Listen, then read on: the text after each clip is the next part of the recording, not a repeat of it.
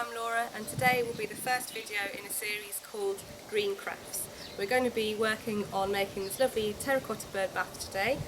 These are pots that I've bought from a local garden centre, but you can of course use any pots that you have to hand in your garden. For today you will be needing a nice plate that will be the top of your bird bath, 2 pots that sit nicely together in whichever order you like. I will be spray painting them. So today we've got this nice spray paint that has a textured finish. You can get this from all good art shops. I will then be using some stencils, so we have these today, with acrylic paints, which again you can get from lots of good art shops now.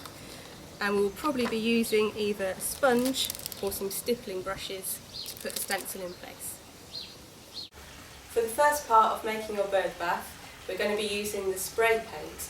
If you're not using spray paint, then you can continue to work wherever you are. I've moved into Dad's barn just because it's a bit too windy outside for spray paint and it's nice and well ventilated in here. So to start with your spray paint, if you read the instructions, it will tell you have to shake this quite vigorously for around a minute before you start. And you should be able to hear the ball inside mixing liquids. So I've already given this quite a good shake and we're ready to start. When you've stopped using it, every so often just give it another shake to carry on. Rather than one thick coat, what you want to do is have very thin layers that you can go over with. So we're going to start with the lid, and keeping a good distance between yourself and pot, do a nice spray action. Keep this nice and fluid as you move over the pot.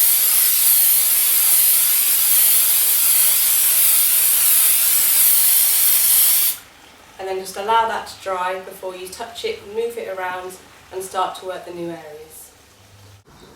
Now that we've spray painted our pots, we're just going to work a small stencil design around what will be the middle of the bird bath. So when you're using a stencil, I'm going to be quite freehand about this, but you can either masking tape off the area if you're going to spray paint. Because I'm going to do this using acrylics and a stippling brush, I'm just going to place it on and slowly work it around the pot. So you can see we've got the knot facing out like this, and what I'm going to do is just very gently stipple a bit of paint onto the brush. You then want to go face onto it and just push this on. We want quite a loose pattern, so it's okay if it's a bit rough around the edges, or if you want to add a slightly lighter colour to areas to highlight some parts of the pattern. I don't want to do too much on the bird bath, so it's just nice and simple, but I think this one pattern going around the middle will look quite nice. So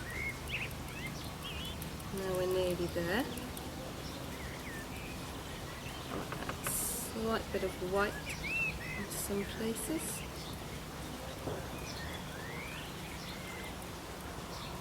And once you're happy with where you've got it all, just want to slowly remove. Now you can see our nice nautical knot. I will continue this all the way around the base and then we'll look at putting it all together. Now I've finished my stippling design, I'm going to move to the final stage, which is gluing it all together. You can of course add any decoration you like to your bird bath, it's completely up to you to play with.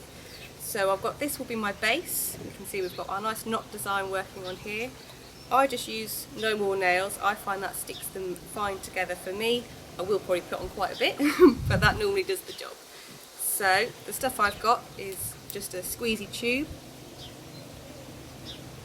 I'll just carefully pop that around the edge. Don't go too close to the edge obviously, because otherwise it might squeeze out and ruin all your hard work.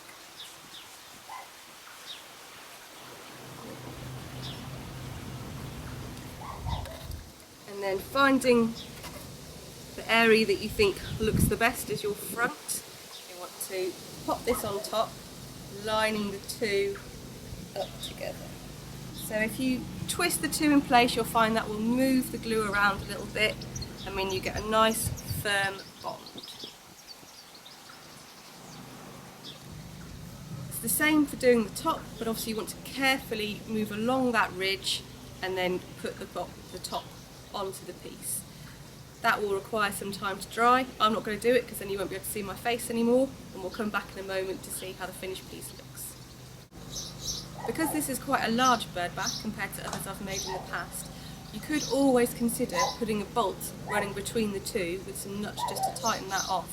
Most terracotta pots come with your hole underneath for drainage, so just use that once it's lined up and it'll give it a bit more stability.